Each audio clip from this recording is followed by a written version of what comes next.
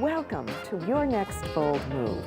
Our show is all about helping you take your next step, whether it's career or relationships or life in general.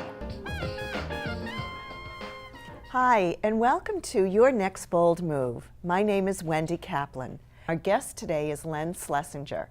Len is president of Babson College in Wellesley, Massachusetts, and he's the co-author of a new book just published by the Harvard Business Review called Just Start: How to Succeed at Work and Life in an Increasingly Unpredictable World. So Len, thanks for being here today. Oh, it's great to be with you. So you've been an entrepreneur for years. So what would you recommend to people who are thinking about this? Stop thinking. Because in this environment, oftentimes thinking becomes an excuse and generates the paralysis that actually keeps people from engaging in entrepreneurial behavior. Right. So if you want to understand what it's like to be an entrepreneur, for God's sake, be an entrepreneur and do something and try something and take a step and get started. We all get to listen to all of these hysterical stories about these entrepreneurs who spent years trying to find market niches and then spend another set of years being able to leverage all of their family assets and then hanging from a mountaintop, wait for their customer to come in. Then they hit it big. They write a big book telling their life story all over again. And then what ends up happening is you and I hear that life story and say, it couldn't be me. I don't have the money. I don't have the big idea. There are a million ways that I can exclude myself from entrepreneurial behavior. And there's only one way to include myself in entrepreneurial behavior, and that's to act. You do need a business plan and you do need some money at some point. At some point in the process, you have to have clarity about a launch plan and an operational strategy. That's not at the start, okay? Right. We have a venture accelerator here at Babson that over the last several years replaced our traditional incubator. And in the incubator, we'd have the normal business planning competition, and we'd have lots of people spending months in their courses, dotting I's and crossing T's, and most of it is nonsense. And quite honestly, the process of developing the plan got in the way of the process of developing the idea. And if we're trying to actually start a small entrepreneurial venture, that message of stop thinking and start doing is absolutely at the core of what it's going to take to actually learn what you need to do to actually build something substantive. Right. You need to test your ideas, you need to see who will buy. Then and only then do you need to obsess about how to make it, how to develop it, how to launch it, and how to build the economic model. That's great. So you've written a book with Charlie Kiefer that we talked about last month, and Just Start, and which works people through the process. Yeah. Just Start would have never happened if we didn't actually just start. Right. How does the thinking stuff that we were talking about and just starting apply to some other businesses either that you've seen other people run? When you look at a place like Starbucks, everybody visualizes, by the time the books were all done, it was, this man had this deep passion for creating an authentic Italian espresso bar in the United States.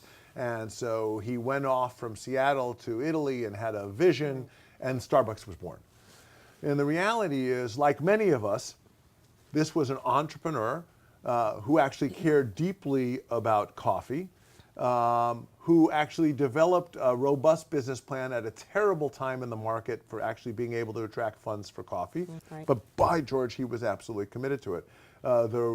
In Just New, Nancy Kane, a historian, documented that he took this business plan to 252 people, and the vast majority of them thought it was completely idiotic, so he couldn't raise anywhere near the amount of money. So he started something much smaller. He started a chain called Il Giornale, a chain, one-unit chain.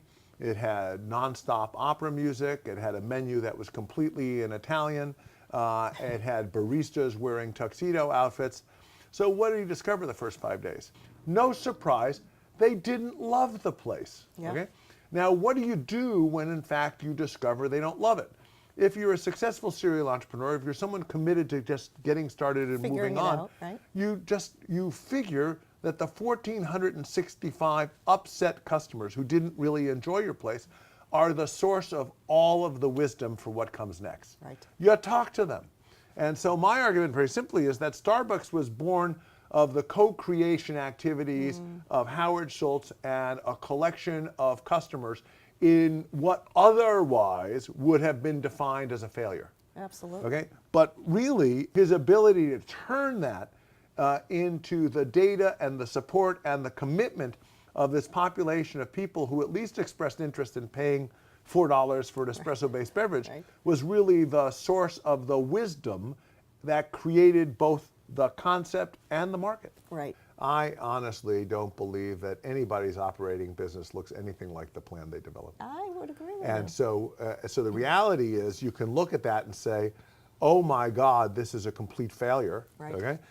Or you can basically say, isn't it wonderful that you actually managed to quickly divorce yourself from a plan that became obvious it wasn't working? Yeah.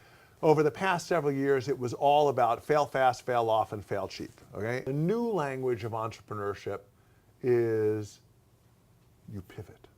Okay? Pivot. Yeah, and essentially it says Pivot. nothing ever ends up the way in which you think it's going to end up. And so the reality is you pivot. And so people are studying business plans, people are studying business ventures, and all of a sudden it hasn't got a stigmatized language system of failure. Yeah, that's good. So once you discover that everything you dreamt about, fantasized about, or planned for wasn't what you want to do, what do you do with that? What we have is a portfolio of 4 or 5 undergraduates and 4 or 5 graduate students who really turned it into magic and ended up in their pivot, ending up doing extraordinary things that none of them could have ever dreamt about before they got in the middle of the day-to-day in an experience in an environment like this. At any point in life, you cannot predict what your future is going to look like, period. So sometimes there's this marvelous opportunity to live and actually make hay out of the opportunities and conversations that emerge. That's great. So what excites you today about entrepreneurship? There is a picture for me about a world that is increasingly touched by the tools that are available to people to take action on things that they care about. It is a world that is able to address not only issues of economics, but issues of human outcomes and sustainability-oriented outcomes. Here at Babson, we were one of the first schools to endorse the UN Principles for Responsible Management Education, to recognize that there is a new capitalism that is able to address the issues of economic, human, and sustainability outcomes simultaneously rather than sequentially. So I'm driven by a set of principles, and I'm driven by a set of beliefs. Which is exactly the point of all of this, right? To see, as Charlie also talked about last month, to see what you really care about, what you're driven by. You said your beliefs. Reid Hoffman, one of the founders of LinkedIn, wrote a book called The Startup of You. And what he does is, it really in tandem with what we talk about, essentially say we need to understand that in today's environment, everybody has a responsibility to construct and live a more entrepreneurial life. If people can absolutely bring the capacity to find and make opportunities as they walk down the street, why can't we call that entrepreneurship? Why can't we be inclusive, okay?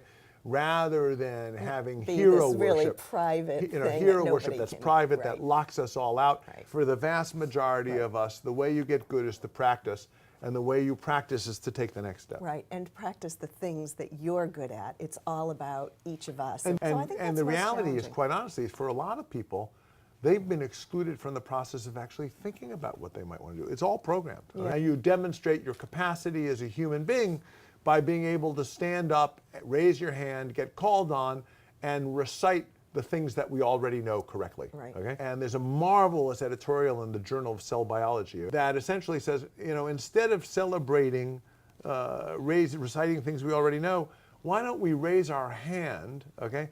Revel in our ignorance and use our ignorance and curiosity to make great discoveries. Thank you so much for joining us. Enormous fun. Look forward to engaging with you again. Thanks. Thanks for joining us today.